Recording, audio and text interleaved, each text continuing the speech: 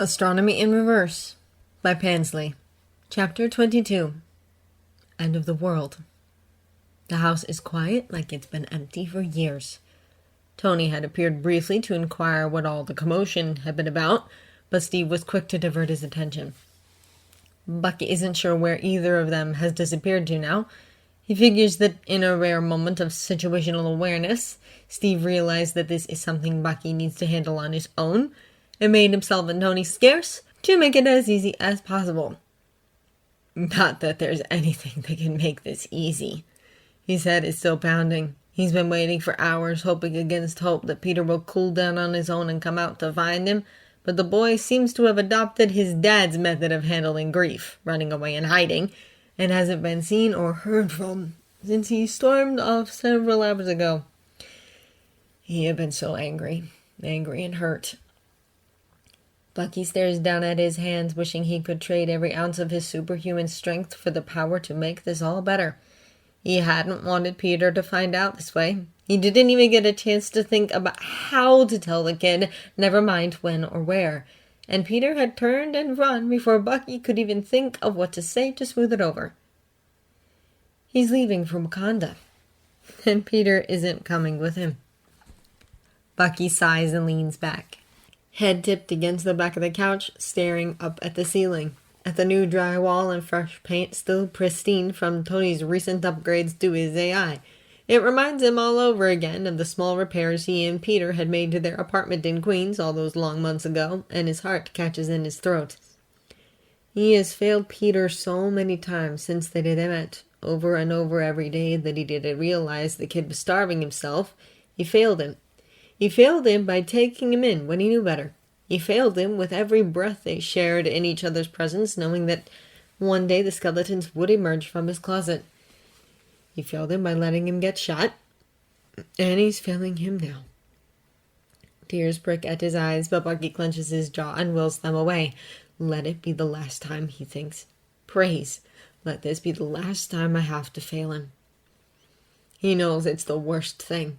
Breaking the one promise Peter needed him to keep above all others. Breaking the boy's heart in the worst way either of them could imagine. But he has to if he doesn't want to fail Peter anymore. And he doesn't. With a deep breath, Bucky pushes himself off the couch and heads down the hall where Peter's bedroom door remains as firmly shut as it's been for hours. Pete, he calls, rapping his knuckles against the door. There's no answer. Peter. Bucky tries again, knocking a little firmer. You're gonna come out and talk to me? The boy doesn't respond. If possible, Bucky's heart sinks even further. Come on. We need to talk and you need to eat something. You want to come help me get dinner started? The silence on the other side of the door is deafening. Bucky swallows down a hurt sigh. You want to make some noise and let me know you're okay, so I don't have to break the door down. Nothing. Then, after a moment, the door rattles with a distinct angry thud, like something was flippantly thrown against it. Bucky does sigh this time, disappointed and unable to help it. Thanks, kiddo, he says, giving the door a single farewell tap before he turns and leaves.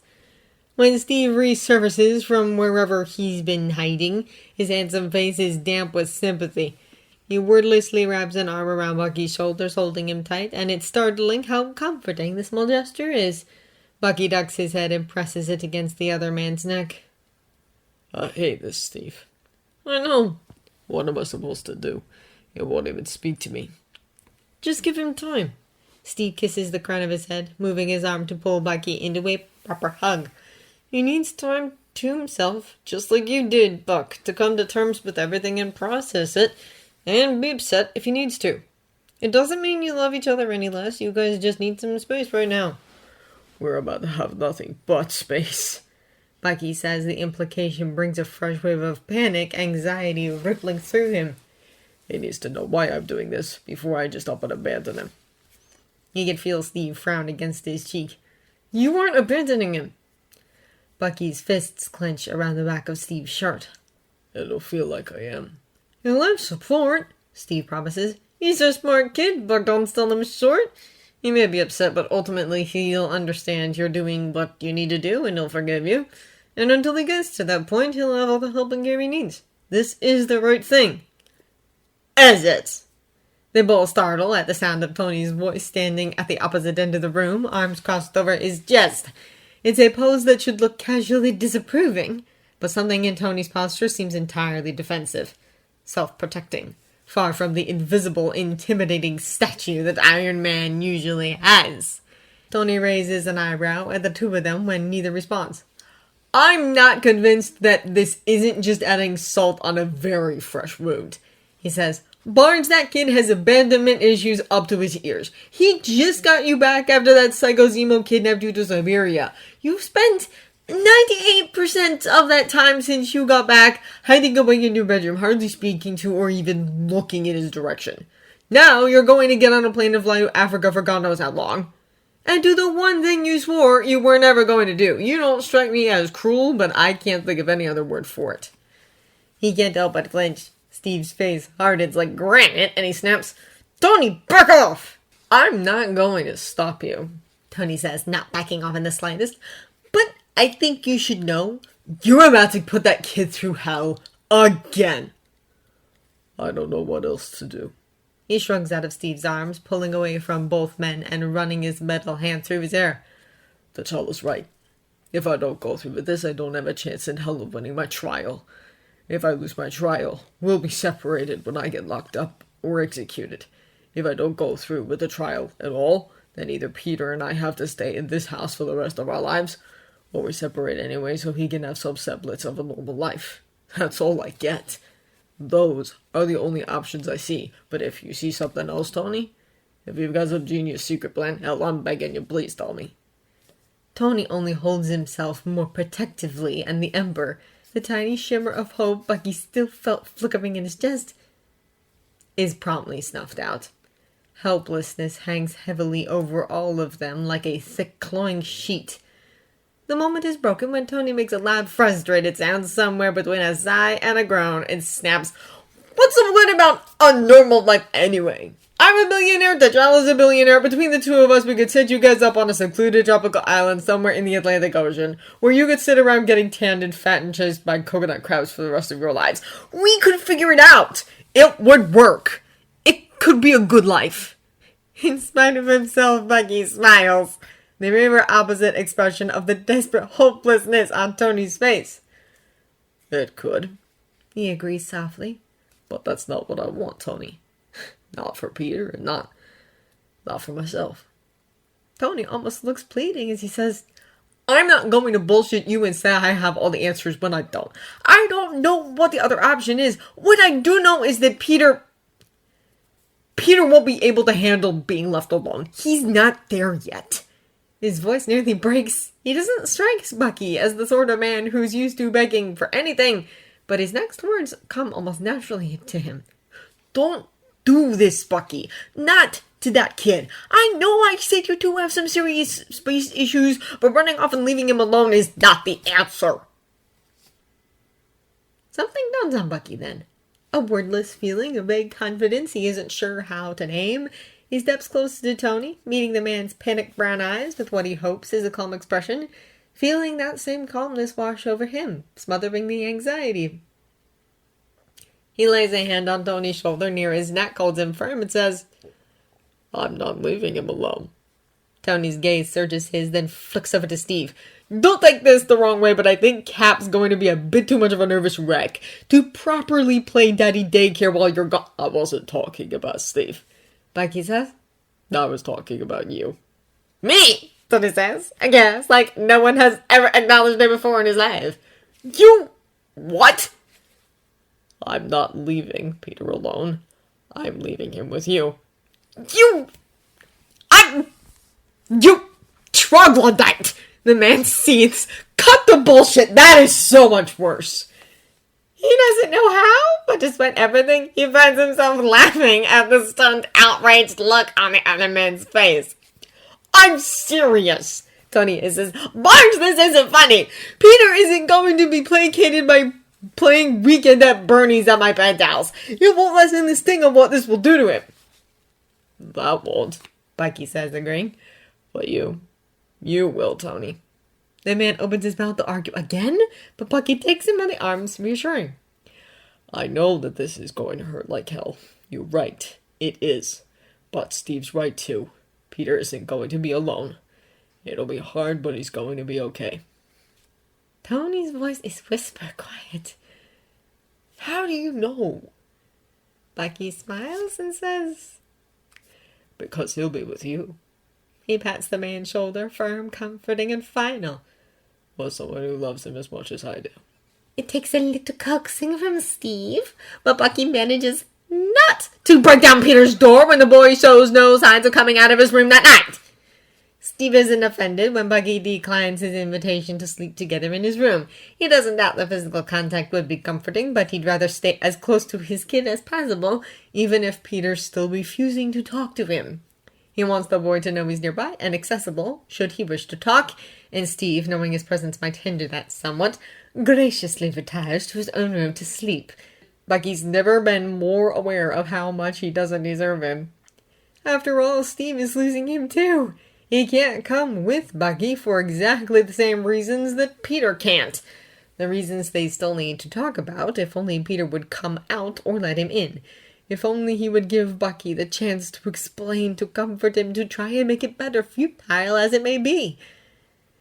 He stares up at the darkened ceiling of his borrowed bedroom and ignores the voice whispering insidious, "You deserve this." After all, this is exactly how Peter must have felt the last few days, lying awake at night and wishing Bucky would just talk to him, would let him in instead of pushing him away. Even if Steve is right, and both of them are justified in needing their personal space, this feeling is near unbearable. The loneliness of it throttles him. Friday, he quietly calls. Is Peter asleep? The AI almost seems to hesitate. No, Bucky. He's out of bed and out the door without a second thought.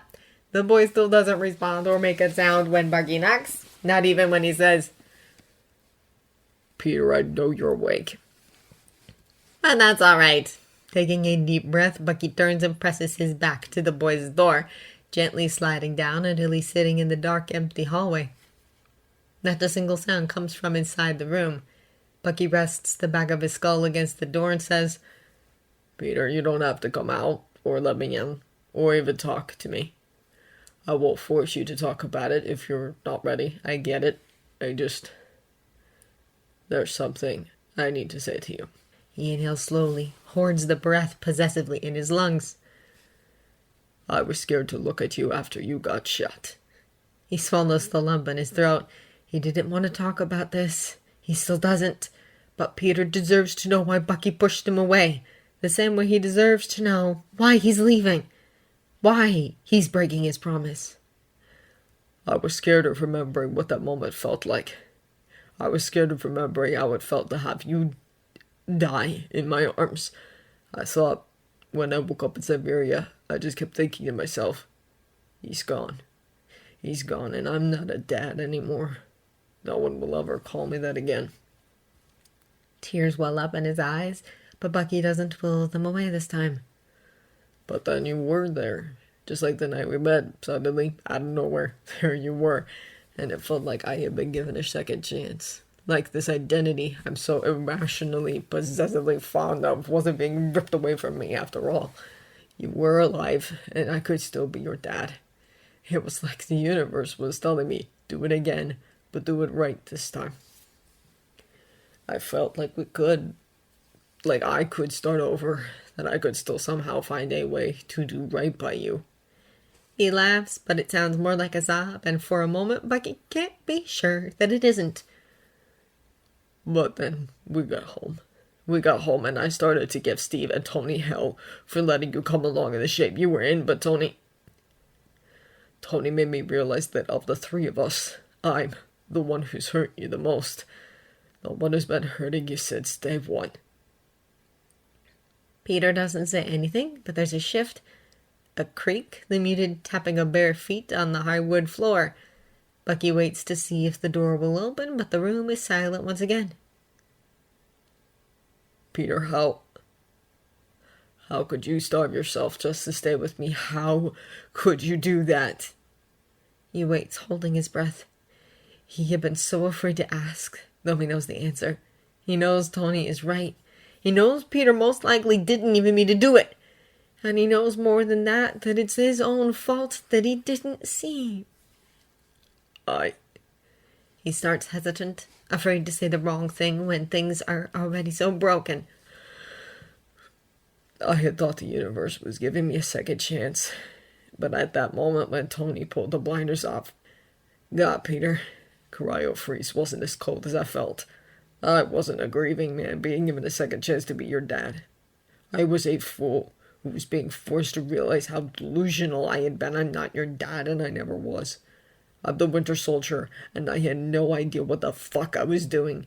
And you're the one who suffered for it. His metal hand feels cool against his heated face. He doesn't bother wiping the tears away. It was like the final puzzle piece clicked into place. This was why it, whatever the hell it is, God, fate, the universe, doesn't matter, saves you. So I could lift the wool from my eyes and say, you can't lose something you've never had. It felt like my whole world was coming down around me, Pete. That was the one thing I thought I did right. I took you in, loved you, gave you shelter, kept you fed. I thought it was the thing I did right. But it wasn't. And that was when I realized I got you back, but I still lost my son. Because I had no right to call myself your dad when I'd been failing you every step of the way. The door thuds gently, and though he knows he can't, Bucky swears he can feel Peter's warmth through the solid wood. Can feel him sitting so close, only a few inches separating them, yet so painfully far away. I didn't know how to make peace with that revelation, kid. I don't know how to make it okay. I just wanted to get you away from me, so you could finally be safe, truly safe. I felt undeserving of even looking at you. I sure as hell didn't deserve to be loved by you or love you back. He leans harder against the solid door, hoping somehow that Peter can feel him too. But that T'Challa showed up. He can't help but smile, broad and bittersweet. I didn't disappear into the night like I wanted to because I know, kiddo, more than anything, I want you. I want our life together, even if it can't be the way it was. Maybe we can't ever go back to how things were back in Queens. But with T'Challa's help, we can still be a family. It's a chance I have to take, Peter. Because more than anything, more than my guilt, more than my fear of fucking it all up, I want to be your dad. He feels another shift, turns around in time to see the door wrench open and catches only a flash of Peter's tear-soaked face before the boy launches himself into Bucky's arms, clutching him tightly around his neck, sobbing painfully into his chest. You were always my dad! The force of the hug knocks the wind out of him, but doesn't stop Bucky from gripping Peter desperately tight and cradling him in his arms. He leans against the door jamb, shushing and rocking the boy, who shouldn't be as small as he is, holding him like it's the only thing he was made to do. Like, despite the lifetime of war and death and grief that says otherwise, he was born to be this boy's father. It's not your fault, Peter cries, pulling away from their embrace long enough to gasp the words out between his sobs. It wasn't the eating thing. That wasn't your fault. Bucky pushes a lock of wet curls out of the boy's tear-stained face. I should have seen it, Peter. I should have... No! Peter says, glaring up at him, beating the heel of his palm against Bucky's chest. No! Just... stop! Just listen! The eating thing wasn't your fault, Dad. That started a long time ago, way before we even met. Bucky blinks, hardly daring to breathe, but still manages to gasp out, what? I had to learn to suppress it a long time ago when I was bitten. Peter looks up at him, his eyes wet and red-rimmed and dark. He still looks so angry and utterly heartbroken. Bucky runs his metal hand through his hair, soothing him, and watches the boy suck in a much-needed breath.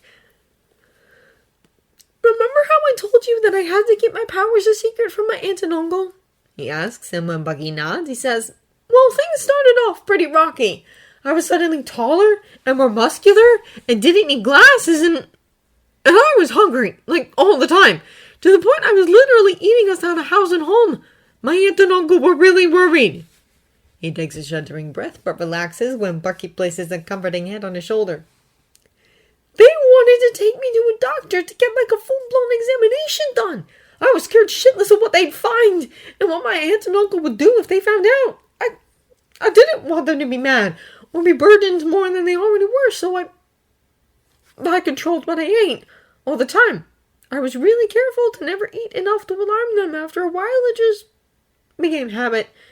And then the hunger wasn't even really a feeling anymore, if that makes sense. It was always there. I was able to ignore it. He fixes Bucky with that same look again. Hurt, betrayed, but fierce too. Fierce and determined, and behind that ferocity fueling it, that well of love. I wasn't starving myself to stay with you, Dad. I don't know where Mr. Shark got that idea from, but he's wrong. And you always stood right by me, always. From that first night we met when you saved my life, to all the times you saved me after that. Don't you dare! The tears start flowing again as Peter grabs him by the collar and shanks him. Think you were ever anything less than my hero? Because you are! You're my hero and The anger on his face crumbles into despair and he hangs his head and sobs. I don't want you to go to Wakanda. Bucky yanks him into another hug, his heart in his throat. Peter wasn't hurrying himself to keep them together. It feels almost too good to be true, though he still feels like he should have known the way Tony had. But he feels relief too. Immense, immeasurable relief, siphoning a lifetime's worth of guilt from his body like gasoline. And heartache, too deep to see the bottom of, when he forces himself to say, I have to go, Pete. Why? Peter sobs out. I don't understand. Why can't Mr. T'Challa help you here? Because everything they need to help me is in Wakanda, including said scientist, and the entire legal defense his lawyers are constructing is based on me being in Wakanda. The prosecution will want proof. I have to go. I get to come with you. Peter lifts his head, pins him in place with those wide puppy eyes. I can homeschool. I can still graduate on time, even if we're overseas. At least we be together. Please? His heart sinks into his stomach. I want more than anything for you to be able to come with me, Peter, he says, running his hand through the boy's curls again. But that would be worse for you than staying here with Tony, trust me. The boy doesn't look convinced. Only hurt. Hurt and impossibly, inconsolably heartbroken. Why? Bucky takes a deep breath, holds it, and says, because they don't know how to get these trigger words out of my head yet, kiddo. And until they do, they're going to put me back in cryo-freeze. He watches the words sink in, watches the confusion turn to disbelief, to rage, to sadness, all in one eternally long fraction of a second. Peter's shoulders shake with his sobs, his head bowed, his hands trembling as he wrings the fabric of Bucky's shirt between them. We could run away, he sobs out, choking on the words. Like we planned before? We could go somewhere they wouldn't find us, Dad. You don't have to do this. We could. Bucky agrees gently. He cups the boy's face in his hands and lifts it up so their eyes can meet. But I don't want either of us to have to choose between having a normal life and being a family, Peter. I want to do it right this time. No more running and hiding. He wipes away the boy's tears with each thumb. I want to get these words out of my head. I want to step foot on American soil as a free man again. I want to take you back to New York. I want it all, Pete. An apartment we don't have to constantly fix up by ourselves. You, me, Steve, I'll leave it, Tony. I want it all. Birthdays and holidays. A big force to watch the same 6 Star Wars movies on repeat forever. I want to be there when you graduate high school, when you graduate college, if you get married, if you have kids. I want that. I want us to have that life. He pulls the boy in and presses their foreheads together, holds him, doesn't let them look away from his eyes. I want to adopt you. Peter's wet eyes slip closed, his jaw clenching as he swallows down the sob hammering in his chest. In that moment, Bucky knows he understands. Things have changed. It's no longer enough to run away and hide. If they want to be able to call each other family in the light of day, this is something Bucky has to do. The boy leans in, presses their foreheads firmer together, and whispers, heartbroken but sure, "Okay." Despite Bucky's insistence and Peter's begrudging acceptance of the situation, no one is exactly thrilled when T'Challa's plane lands 2 days later. Peter leans into his side as they watch the plane descend, its floats extended in preparation to land on the water. It hardly makes a splash as it makes contact, gliding to an easy stop at the end of the long dock protruding off the back porch. "He's here," Peter says, quiet and sad. Bucky hugs him around the shoulders. "Yeah, he is." The boy's lower lip trembles. Bucky can tell he's thinking very hard about something. He looks conflicted and unsure of himself, but ultimately he clenches his jaw in that stubborn way he definitely picked up from Steve, stealing his features as best he can, choosing to stay silent. Bucky had expected him to beg him not to go, but Peter somehow always surprises him. Friday slides the back doors open for T'Challa when he approaches. He nods at them as he enters, though he doesn't smile. Bucky figures this must at least partly be bittersweet for him too. "Good morning, Bucky. How are you feeling?" Bucky hugs his son tighter against him and mulls over his answer. "Hopeful." Peter's fist tightens in the back of his shirt. T'Challa nods again. "I'm glad to hear it. As am I." He looks up as Tony walks in, looking haggard like he hasn't slept in days. Bucky wouldn't be surprised if that's exactly the case. "Stuck." "Your Highness," Tony greets. He glances over to the rest of them with no small amount of trepidation on his face. "Glad to see we're all keeping it cheery in here." Steve rolls his eyes but doesn't reply. Bucky just holds Peter tighter when the boy leans harder into his side. "Okay, well, there goes my best shot," Tony says. He turns back to T'Challa. "You guys sticking around for brunch, or is it, a Thundercats are go type of situation?" The king stares Tony down. "I wasn't trying to make a cat pun, for the record." T'Challa snorts. "I would prefer not to linger, and something tells me Bucky will feel the same." T'Challa looks up at him and Bucky nods, feeling Peter wilt beneath his arm. "If you are ready, Bucky, I have left the door to the cabin open.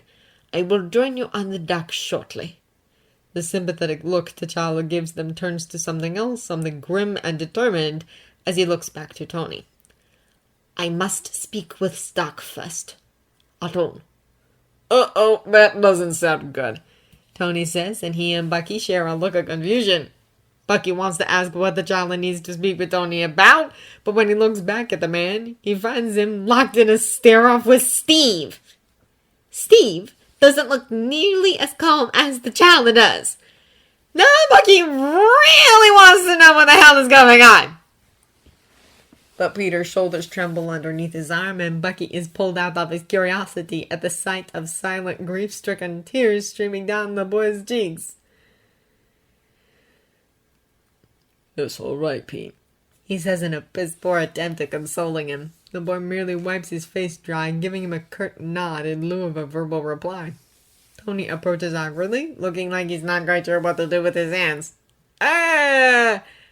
I'm getting the impression we're supposed to say our goodbyes here, then." Bucky looks up at him. He's not sure what exactly possesses him to lock his free arm around the man's neck and pull him in for a hug, ignoring his startled yelp. Still, he finds himself smiling as he pats the shorter man firmly on the back. Tony looks confused and indignant when he lets it pull away. Bucky just smiles wider, clapping him on the shoulder. "Take care of yourself, Tony," he says, watching the other man try, and fail, to appear emotionless. "I'll take care of my son." "You know I will," Tony scoffs. Bucky drops his hand and Tony hesitates a moment before holding his own hand out to shake. I'll take care of him. You'll hate it. You'll only have him back for a day before he's asking to come hang out with me some more. Trust me, it'll sting like a bitch. You'll chase me off with a broom the next time you see me. Bucky laughs and shakes his head, inexplicably grateful for the unexpected friend he's found in Tony Stark. And Tony starts hesitant. Take care of yourself, too. Go get better. I'm not a babysitting service. Go get that brain scrubbed and polished and then get your ass back here. We'll be waiting for you. I'll miss you too, Tony. Yeah, shut up. Get out of my house. Bucky can only grin. He looks down, hoping to find Peter smiling up at them. But the boy's face is pale and his gaze far away.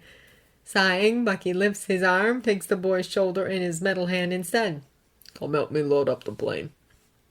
Peter wordlessly grabs Bucky's one and only bag and steps through the doors. Bucky waits for Steve, who is still locked in some kind of intense professional level staring contest with the chopper. He pauses in the doorway and calls, You coming? Steve reluctantly tears his intense gaze away, his body taut like a bowstring as they step outside.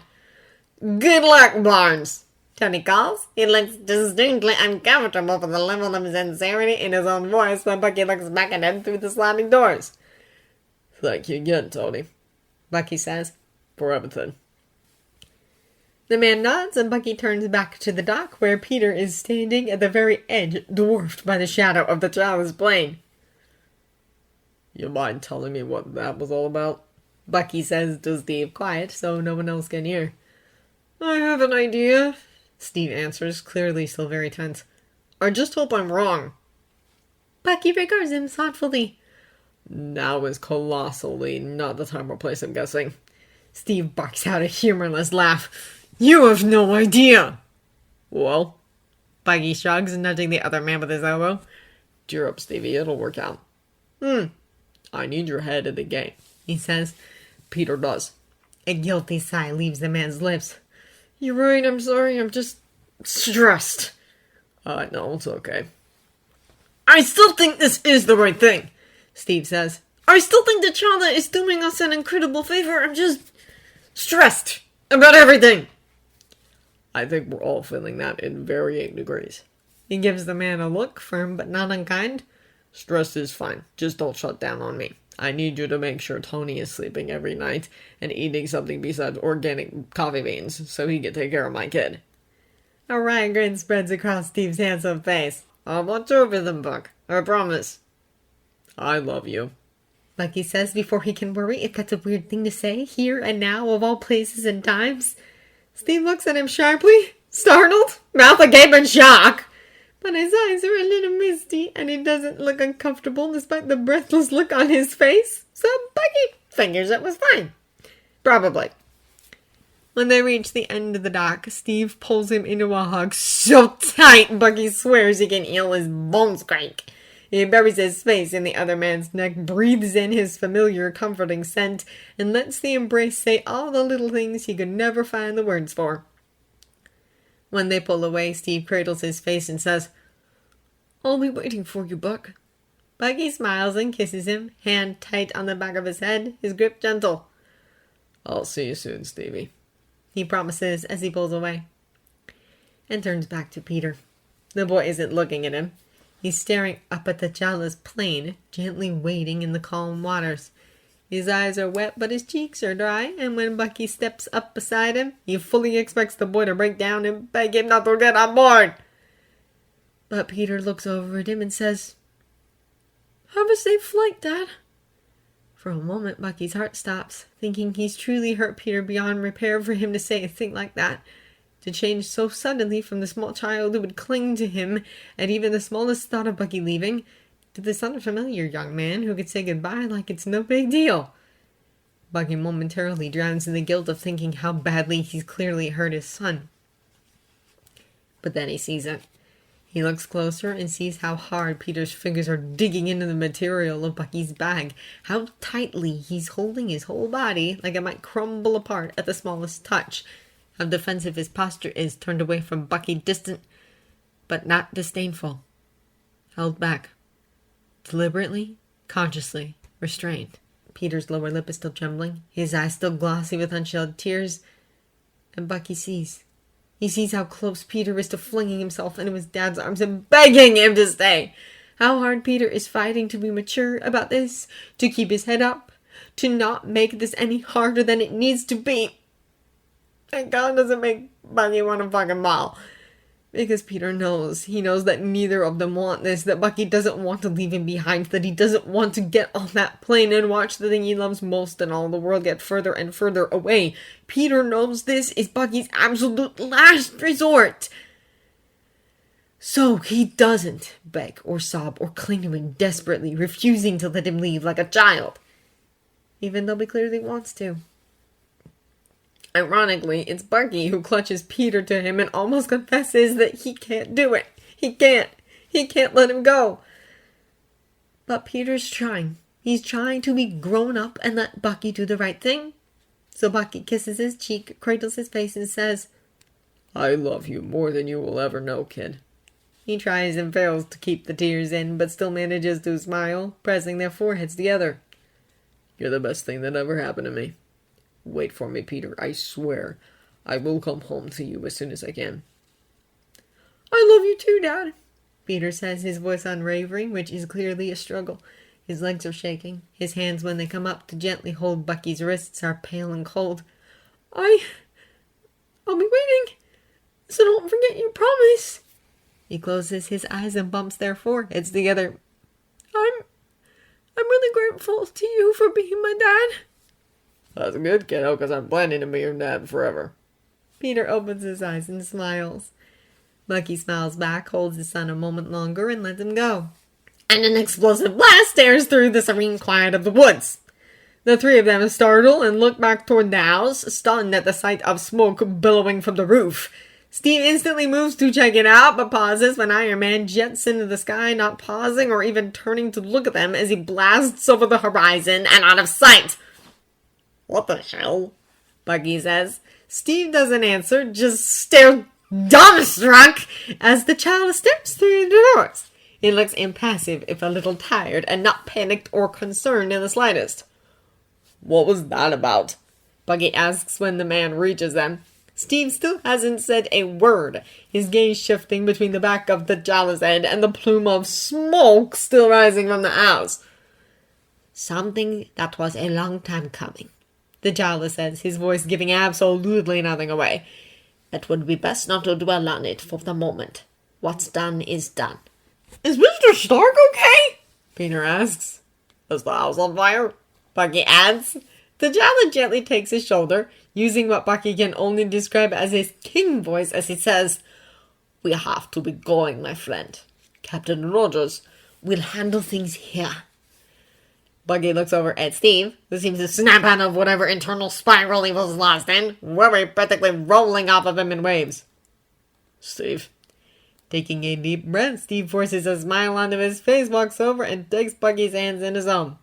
Good luck, he says gently. I've got this. Okay, Bucky says, unconvinced. if you're sure. I'm sure. Bucky looks down at his son, staring at nothing but that faraway look in his eyes, and thinks to himself, I wish I could say the same. T'Challa's hand drops from his shoulder. It's time to go. Bucky kisses Steve one last time, leans down and presses his forehead to his son, stands and promises them both, I'll be back, I promise. and steps aboard the plane. He takes his seat, waving to the man he loves and the son he would kill and die for, standing together on the dock, and watches as the plane starts to move faster and faster until it breaks away from the water and into the clear mountain air. Then he looks down at the dock and succumbs to a fit of sobs when he sees Peter collapse to his knees, crying desperately with Steve's arms wrapped around him. Oh God, he thinks, blind with panic. I'm sorry, Peter. I'm sorry. I'm so fucking sorry. T'Challa, as gracious as ever, bestows some privacy on him by returning to the cockpit. Bucky manages to keep his breakdown mostly silent as he curls up against the window, crying fitfully, praying against all logic that his son can feel. Can know how badly Bucky wishes it didn't have to come to this. His shuddering breaths are interrupted by a gentle, comforting beep. Beside him is Backpack Wiggles, and Bucky knows that familiar binary sound unsurprised when he unzips the bag and finds Orby peering up at him. He manages a huff of laughter and takes the robot into his hands. Hi, buddy. Orby chirps happily. Bucky's fingers trace its outer shell where only days ago he had crushed and mangled the robot's body almost beyond recognition. There's no sign of any of that damage now. The robot looks good as new. It even seems to have forgiven Bucky, as if the whole thing never happened. Nobody to remember the horror and grief and guilt of that moment except Bucky himself. How familiar a thing that is. I know this is the right thing, he confesses, confiding in Orby's big black eyes that always remind him of his son's. I know it is. But God, that doesn't make it easy. He sobs again, curling over the robot in his lap, crying helplessly. I want to see him. I want to see my kid. God, Steve, I don't know if I can do this. I want to see my kid. After a moment, Orby lets out a quiet, affirmative beep. Bucky looks up when he feels its metal body shift. He watches the curved plates move and change, revealing the little black screen hidden below its shell. Orby's ear speakers rotate to project up at him, and the screen lifts so it's easier to see, and after a moment a video starts to play. A video of Peter. He's down in Tony's workshop, sitting across the table from Tony himself. Bucky assumes it was Friday who recorded the footage, judging by the bird's eye view of the two sitting across from each other. He wonders for a moment if this video was something Peter saved onto Orby's hard drive, or if Orby accessed Friday's archives to stream it to him directly. That train of thought ends when Tony speaks up. This is a safe space, Pete. Don't be scared. You can tell me if you need help. That's why I'm here. Tony looks nervous as hell, and Bucky recognizes the scene all of a sudden. The day Tony gave Peter his new Spider-Man suit when Bucky had barged in on them.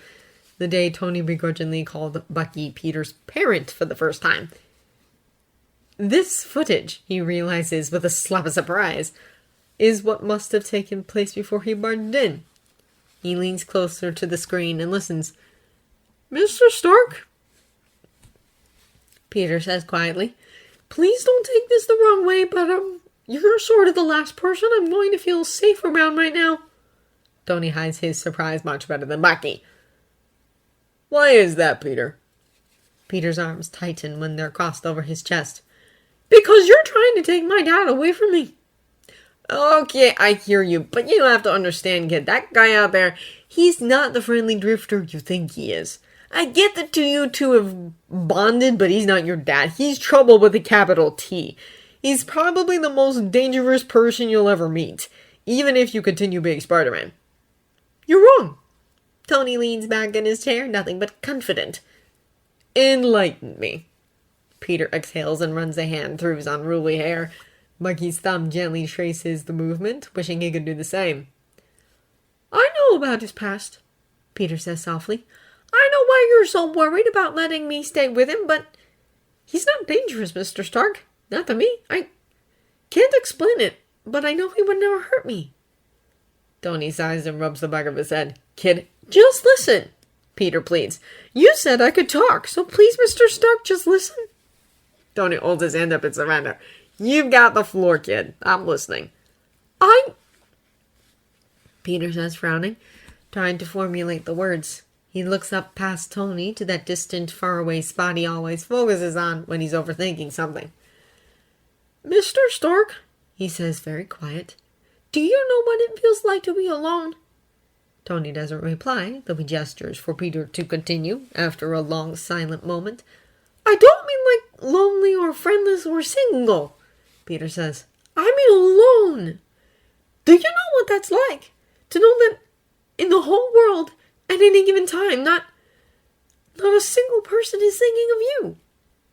Tony's face falls. After my aunt and uncle died and the foster system gave up on me, there was a time when I was alone. And when I was, I knew that it didn't matter. It didn't matter if I lived or died. Nobody would know either way. If I just vanished one day out of thin air, nobody would know I was ever there at all. I was invisible. I had literally nothing. Bucky's heart lodges in his throat. He has never heard Peter sound like this. This crushing, inescapable hopelessness. I had nothing, Mr. Stark. Not even the comfort of knowing someone somewhere was thinking of me. I didn't even take up space in other people's minds. I had no reason to be alive. I wasn't suicidal. I just had nothing. I had no one. I was clinging to my schoolwork and my dream of being Spider-Man because I didn't have anything else to attach to. Not even a home to feel safe in. He expects the boy to cry at admitting something so painful, so clearly traumatic. But Peter's voice, so quiet, is even and calm, detached. His eyes are distant but dry. He's holding himself protectively, but he's loose. He looks wrong. It's all wrong. This isn't the boy he knows.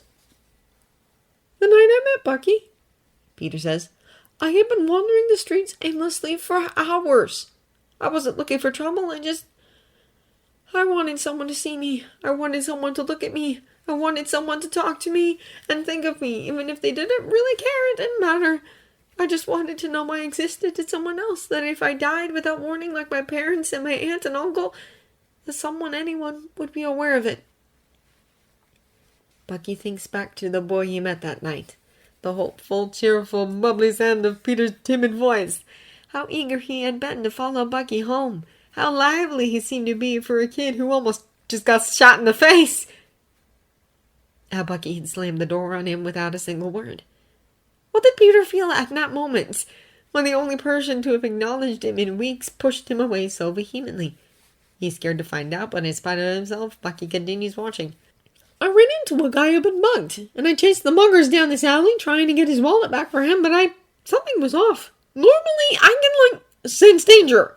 I have a sixth sense that tells me when there's trouble, like a built-in warning system. But when I was fighting these guys, Mr. Stark, it was silent. It was dead silent. Bucky's entire body goes cold. You know, Peter says, smiling, but now there are tears soaking his face. For a second, I thought I was already dead. Like even my own senses didn't know I was there. That I mattered so little my own body didn't think it was worth the effort of keeping me alive. How could you ever think that? Bucky whispers, dampening Orby's scream with his own falling tears. One of the muggers pulled the gun on me and I froze because I was certain. Really, Mr. Stark, I was positive that this was it. This was exactly what I'd been scared of, and it was inevitable now. I just shut down. I didn't even have regrets, really, in that split second. I just froze. I wanted it over with. I was so tired of being alone. Peter, Tony tries to say, but the boy shakes his head. He isn't done. And Bucky is terrified to hear what he has to say next. But he needs to. He has to know. Mr. Stark, Peter says, wiping his wet face. Have you ever had someone telling you to listen to your gut? Like, if someone gives you a bad feeling, you should listen to it? Even if it doesn't seem to really make sense? Bucky can hear the confusion in Tony's voice when he answers, Yeah? Peter smiles, hugs himself tighter. The guy had a gun in my face and he pulled the trigger. I really thought I was already dead. But suddenly there was this guy in front of me. He came out of nowhere and I didn't hear or feel him approach us. It was like he materialized just to save my life. The boy sobs, but he's grinning. He's grinning that familiar sunshine grin, and Bucky loves him. Loves him with every fiber of his being. Loves him more than words could possibly express. And when I looked at him, I just knew, Mr. Stark, it was that gut feeling, only instead of warning me to stay away, it was screaming, You're safe now. It was the opposite of my spider sense. Instead of danger, all my senses were telling me that I was going to be okay. Finally, after months of searching, someone found me. Someone saw me. And he helped me. The boy wipes his face, his smile fading into a more serious look. I don't care what anyone else says about him. I felt good about Bucky the first moment I saw him. He doesn't care if the Jala can hear the guttural sob that rips its way from his throat. He couldn't keep it in if he gave it everything he had. I know what Hydra made him do, Peter says. I know some of their conditioning is still affecting him, and I know what he's capable of. But none of that changes what he is to me, Mr. Stark. Bucky took me in. He saved me, he took care of me, and he listened to the things I had to say. He looked for me when I was late coming home. He scolded me when I was reckless. He worried about me. He wanted me. And he became my dad when I needed that from him. I really don't care if you and the rest of the world think he's dangerous, because being around Bucky is really the only time I ever feel safe. And Bucky had left him. Just got on a plane and left him on that fucking dock. There's more to the video. Tony surrendering, cheering Peter up, presenting him with his new state-of-the-art suit. But Bucky isn't watching anymore. The screen goes black a few moments later, and Bucky's confronted at the sight of his own face drenched in tears. He watches helplessly as Orby reforms itself, the screen covered once again by its outer shell, its eyes and ears sliding back into place, good as new. The robot gives him a small, hopeful beep, and Bucky sobs and holds it to his chest in a tight hug, cradling it, biting back the urge to scream. Thank you. He sobs out, though the guilt is heavy enough to crush him so badly, he feels like he might never stand up again. Wait for me, Peter. I'm going to go home to you, I swear. I will. He wonders if Peter still believes in his promises, after he broke the only one that ever mattered. And yet Peter had never held that against him. He hadn't once accused Bucky of going back on his word, or thrown his words back in his face. No, in the end he hadn't even asked Bucky to stay, though Bucky could tell he was dying to. He just held his tongue and told him to have a safe flight as he stood there and watched his whole life get on a plane and leave him.